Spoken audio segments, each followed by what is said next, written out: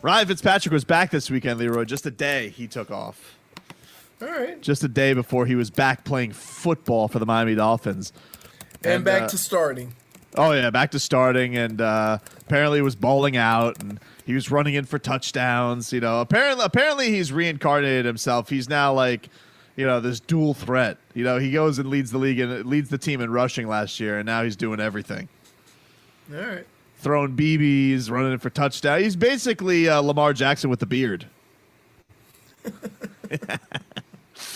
Yeah, because apparently the reports were, Leroy, the day where Fitz was out, not too great for the Dolphins QBs. The young bucks went out there, kind of stunk up the joint, and then he comes back there. Now apparently, when he came back there on Saturday, like a football sensei, everybody was on good terms. Everybody was doing good things. That's what the word was from Davey. So I don't know. You know, this is Fitzpatrick. You know, he loves football. Okay, let's all just take a break. What do you mean? Okay. Tua had been a pro for a week. I'm not expecting him to be Dan Marino the first week. So relax. Be amazing Just because if he had a bad practice. Oh, and look, here's what I see. Oh, Tua's not everything he's cracked up to be. Oh, people are on that already. They're like, Right. I'm not impressed. Right. I haven't seen I've been seeing this a lot from people covering practice. Haven't seen a wow moment yet. Yeah, that sounds like Omar Kelly. Oh, I've heard it from multiple guys, not just Omar. Robbie, do you have Brian Flores? This is Brian Flores on how things looked for Tua and Rosen with no Fitzy out there. As Flo will talk again today around 9 o'clock as the Dolphins get back at it for the new week. But, you know, there was a little bit of growing pains that went out there for Tua and Rosen. I don't know why Rosen, though, gets to be put in the same cat. I know he's learning a new offense. I mean, can I ask you a question? Has Rosen gotten a real chance to go through it? He's had a tough go of it. Three different coordinators in 3 years. I get it, but let's not put him on the same level as Tua. Hold on. When Joe Burrow goes 3-13, are we gonna call him a bust? I don't know. Yeah, you know what? And part of the problem is when you go to a team that absolutely sucks, chances are you're going to struggle a little bit more than, say, Patrick Mahomes, who went to a winner. I think Joe Burrow was awesome in their scrimmage this past weekend. Oh, really? Yeah. Oh, no, look at that. Quarterback for a week in the NFL. Some good days and some bad days. I know, but you know what? They kind of let him flourish. You know, you go out there, you let your peacock fly. It's kind of nice. Oh, so you think if they did that with Tua, it'd be the same results? I don't know. Oh, Tough to say. I'm just saying. Be glad you're in a situation where you don't need him to have to go out there and learn. Should I be glad? Should I be glad about that? I don't know if I should. Yes, you should. This is from Pete Denner. I assume that he covers the Bengals. Hell of a first scrimmage for Joe Burrow. He goes 6 for 6 for 69 yards. Nice. Including a 3rd and 14 conversion. Then a perfect goal-to-go fade to Tate for a TD. That'll do it. I mean, I would love to see that. I'm just saying. It's hard throwing fades to short wide receivers, too. You're talking about Golden Tate, right? I think Austin Tate. Tate. He put Auden Tate. Oh, okay. Because it is Auden Tate. He's not. How tall is he? 6'5". Okay, well then never mind. I've never heard of him. But that's what I'm saying. When you think of fade, that guy better be a monster outside. You know, just think about when the Dolphins had to defend a 6'5" tight end with a billy club. Robbie, do you have a Coach Flo on how the young QBs did with no Fitzpatrick? Do we want to hear this?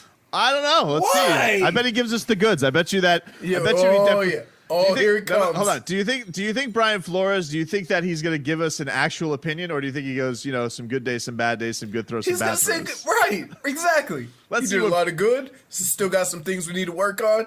We should write the answers before we say, here's what Flo had to say. Here's Brian Flores. Here's what he had to say. I thought they both made some good throws. They both made some not so good throws.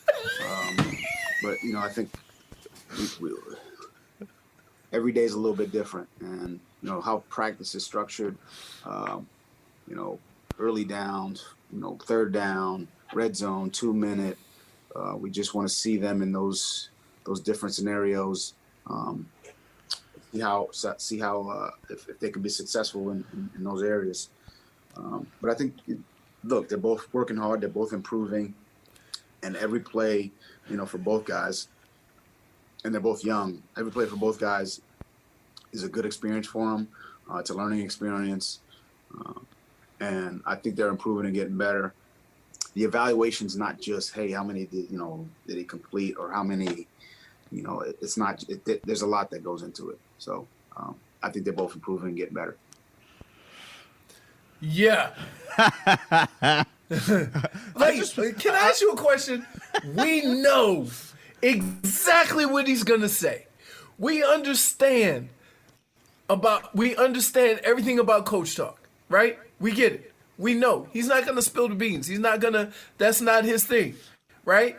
Why do we every other day go, let's hear from Spo?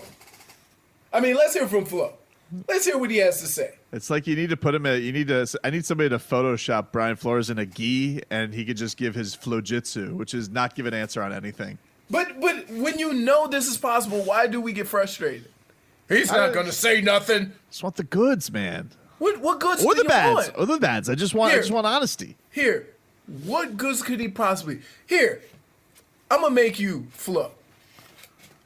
You tell me what you wanted to hear and what you want to hear Flo say. Okay, Flo, how did Tua do today? Man, I tell you, we saw today what I want to. So you want me to do what I would want to hear? What you want to hear? Yes.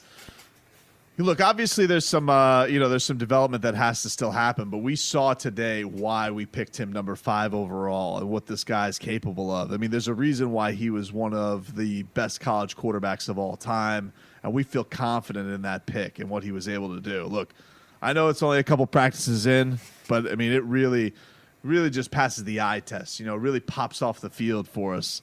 And look, it's only up from here. We've only been like 4 days in. Are there still some growing pains? Sure, but those are to be expected when you're crafting greatness. You want a head coach to come say that about a rookie? I would love it. You know the rest of the team would laugh at you. Hey, what do I care? No, I'm talking about Spo. Flo. They would, because come on, man. But they wouldn't laugh if I talked to them about that. There's too many moving parts. Do you know the hardest thing in the world for a football coach to do? Compliment a player. Go just look around. Go to any team. Trust me, I listen to these press conferences. It's the same thing every time. Go ask me about a lineman. Somebody goes, somebody was like, what was your message for Robert Hunt? The message for Robert, really all the linemen. It's the same thing, all of it. He's got to group in everybody. You know this. You know that's the nature of a presser with a head coach. Why did people get so frustrated when this has been happening for years? I got a new favorite player on the team, Leroy, and my new favorite player on the team, no longer Tua. He's been dethroned by Solomon Kinley, and I love this guy because he's a lifeguard, and he was a lifeguard. Well, I guess he technically says he still is a lifeguard. He could still be certified, but this guy's hilarious. And so he gets to the press conferences, and you bring the shenanigans. I like that. And so Solomon Kinley, the Dolphins' third-round pick, guard, as Robbie said, stock up this past weekend. He is explaining to the reporters how being a lifeguard actually made him a better lineman. Would you like to hear this? Yes. Okay, Robbie, can I get Solomon Kinley explaining how his lifeguard duties and certification has made him a better offensive lineman? Like you said, being a lifeguard, getting in that water and doing a lot of laps and doing that type of stuff in the off season, it helps a lot. But a lot of people don't believe that, I was a lifeguard. So just using that and just taking lifeguard and playing basketball, because basketball, you got to move your feet, you got to run up and down the court. That makes you, there's a lot of conditioning and all these attributes of every game. It comes down to playing football. It all comes down to playing the sport that you want to play. So I just buy in and just use all that together. So he says the skills made him even better, Leroy, being a lifeguard. Big fella. 330 plus. Wow. Yeah. I mean, if all else fails, he could just hold his breath and float. And we could just. Well, no, he says he's an excellent swimmer. Because now, according to him, because I guess he was getting some crap from his teammates, Right. he's already smoked all of his teammates in swimming. Have you had some interactions with your teammates about the lifeguard thing? Oh yeah, I got in a pool with a few of them before camp even started, and when we doing the Zoom call throughout the off season, they was all like, "Solomon, you can't swim, you can't do this." So we finally got in the pool. I promise you, I would smoke everybody. It wasn't no challenge between nothing or against anybody. I promise. You can ask anybody on the team. I smoked. I promise. It's like the Conor McGregor of lifeguards. Right. He's like, well, wait a minute. Like, so can he beat a shark? Yeah. You mean like him versus Phelps? Yeah. I guess so. Because he's Right. got to actually go save a life. This isn't well conditioned. And then finally, Solomon Kinley says that he was actually even fatter as a lifeguard. I had to be a few more pounds bigger, but it just had a little bit more baby fat. Straight out of high school, I ain't getting to college yet. I had a little bit more baby fat, but I want too much more. So you were 300 plus? Yeah, I was 300 plus, definitely. Yeah. Always been 300 plus. So do you still have a lifeguard certification? Can you still be a lifeguard at this point? Every year when you become a lifeguard, my brothers and all my family is lifeguards. You gotta go do like a certification test. So all I gotta do is take that test and like fill out a few questions, put my name on it, and I definitely can be a lifeguard again. Is there a difference between baby fat and man's fat? No, it's just a way of saying you fat but you young. Right? No, but and I guess you could burn that baby fat off quicker because you're more active, right? But yeah, no fat is fat. He's a big boy. But remember what I told you? One of the first things I told you was, don't look at a person and determine his ability to play football based on how he looks. Because some of the best athletes I've seen had terrible bodies. Terrible. Well, I love that guy. Ask any of my teammates. I've smoked them all. I'm smoke them all. I'll smoke them all. Right. He goes, so you're 300 plus? Oh, yeah, I've always been 300 plus. Right. Like, could you imagine, like, Just living life big. Could you imagine that family walking in the little red, bathing suit? The whole family? Because if he big, that means usually probably mean nobody in this family is little. Right? And Well, then no, just as a family, they go lifeguarding. But in fairness, though, if he has the swimming down, he's probably the best lifeguard because normally you got like these little twerps as lifeguards. Right. You know? They got the dirt bike, the goop on their nose. Like if Solomon Kinley's actually got if Solomon Kinley's a good swimmer, that dude's probably a behemoth. He probably could throw a couple kids on his back and swim them in. I bet you what? They'll feel a lot safer if he was swimming out to save you. Definitely. Yes, we're saved. Thank God. Oh, I thought it was going to be that little Hasselhoff wannabe. By the way, did you see yesterday, Robbie? This wasn't in stock up, stock down, but apparently at practice, I think on Saturday, Austin Jackson shredding Raekwon Davis's jersey in practice. Yup. That's big. I was a little worried about Austin Jackson, but seeing that report made me feel a little bit better. Yep. You know what you call that, Leroy? What do you call it? Mauling. Oh, Mauling. That's what I like to see. That's what I like to see. Robbie, can you give me Brian Flores when he was asked about the idea of starting three rookies? I mean, you could hear the fear in his voice when asked about the idea of starting three rookies, which kind of lets you know how hard this is to get these guys amped up as it is. But he was asked by a reporter this past week. He goes, "Isn't it kind of a daunting task that you got to start maybe three rookies?" And he goes, The young guys are playing well. They're learning, they're improving. Are they ready to jump in, play 60, 70 snaps today? Unlikely, given, not having not played in an NFL game and not feeling the speed of the game. And, I don't think anyone's going to be ready to play a 60-minute game right on the onset. So, I mean, we could see different combinations on the O-line as well as other positions. He goes, unlikely. But Robbie, can you get the one where he's asked about it? Because he's like, when he's first asked about the idea of starting 3 rookies, he's like, I mean, Leroy, he's just not about it. He almost found it comical that somebody would ask about starting 3 rookies. I'd say the offensive line unit's a little different in that you need 5 guys who perform well together. So there's some communication that goes with that. There's some experience that goes with that. We'd have to get all 3 of them up to speed pretty quickly to do that. But look, if they're the 5 most talented players and that gives us the best chance to have some success, then we would have to do that. I would say this: it's much easier to do it on the offensive line, simply because it's a unit. It's a unit working 3 together. Rookies on the starting offensive line, just for the experience factor. It's kind of a loaded question now. I guess that's no. I mean, would I have reservations about it? you can plug a rookie into an offensive line if you have a couple of veterans, and they'll get them up to speed quickly. Because they work as a unit. There's no bigger unit that works together more. Because keep in mind, if a defensive line is working, has rookies, and one guy goes the wrong way, but he beats his guy, he can still make a play even though he went the wrong way. But even just the idea, like, would he have reservations? It's like, of course he would have reservations. But again, look, I love when people think they're asking the smartest question in the world. And the person they're asking the question to looks at him as if though, really, dude? Really?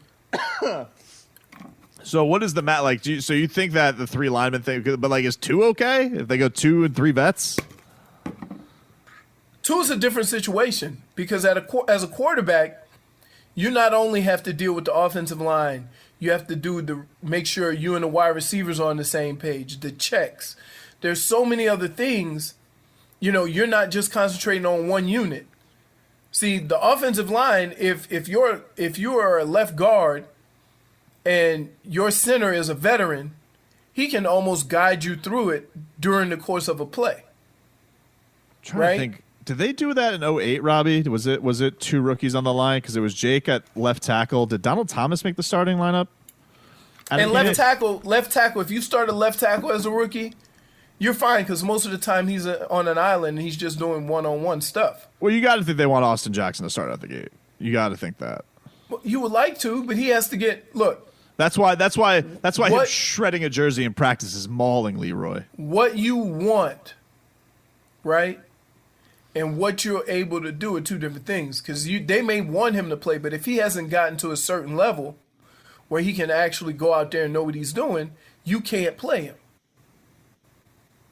Robbie, so can you give me a? It's deep. It's a little bit deeper than just wanting. I'm sure they want Tua to play as soon as possible.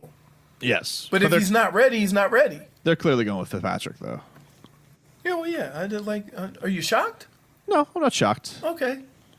Not shocked. Can you? That's give me not what you were saying during. Like you changed. Changed 8 times on this. I'm not. It doesn't mean that I wouldn't start him. I would Because still guess start what? him, but that's me. When Tua was walking with a limp, you're like, I don't care if he doesn't play for the year. I want Tua. I know, but now we got him. Then soon as they drafted Tua, you're like, oh, he's gonna start right away. Tua.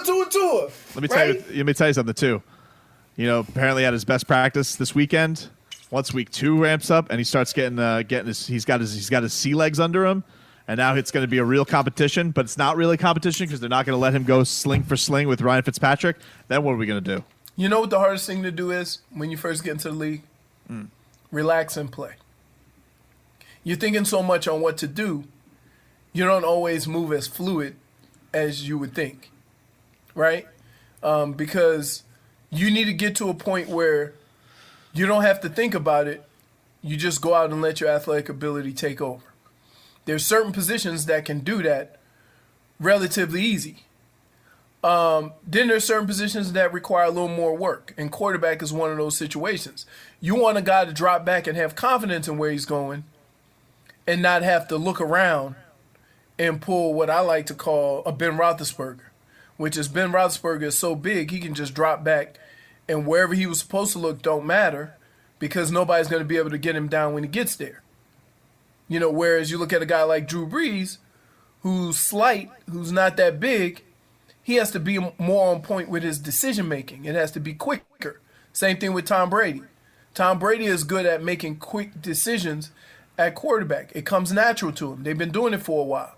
That's where you want Tua to get, or somewhere near that, to where he can get on the field and kind of progress that way. But if you don't get to a certain base as to the level of understanding of what you have to do, then it's going to come across in an athletic way, meaning that if you have to think too much to go out there and perform your job's going to suffer because you're thinking too much and you can't go out there and use your abilities that got you in that spot.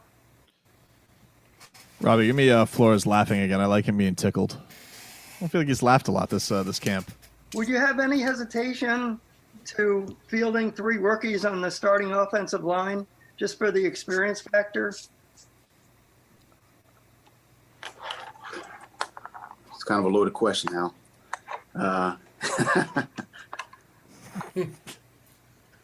Hey, is that like his second laugh since he's been a Dolphins coach? Made him crack. The giggles. I like Flores having fun. It sucks when somebody's asking you questions in an interview and you not only have to think about that question, but you have to think about what the follow-up questions could be or what he's trying to get out of you. And you got to think about that on the fly. Oh, man. But I tell you what, though, they give you a lot more on linemen than they do on the quarterbacks. Yeah, because it's just, even though people want more on the quarterbacks, what can you give a guy that's been a quarterback in the NFL for a week? I don't know. They gave the linemen, they gave me great stuff for linemen that have been linemen for a week. Because the linemen have more interaction with who they're going to defend. So, for example, if you do one-on-one drills where you're blocking a defensive lineman and you show promise, that's a good sign. Now you're thinking, okay, this guy can block. Now we got to see if he can block like that while being able to go through the constructs of an offensive play, right? And that's the progress that you can make on an offensive line. But how hard do you quarterback's a little different? How hard do you think it is, though? Even if it is a contact practice with pads, like is it still harder to get that gauge than if these guys were in preseason games? It's a little easier for an offensive lineman because in the end, you're still doing pass rush and you're still doing run blocking and they do drills where they fit with the guy next to them, so they work on games and stuff like that. And those are the basic things you're going to face during the game. And those things are never going to change. So you either have twist, you either have bull rush, you either have, we need a block and fold, fan. There's only a number of things that you can do as an offensive lineman. The defensive line could change that up, but it's still going to be the same basic, types of pass rush.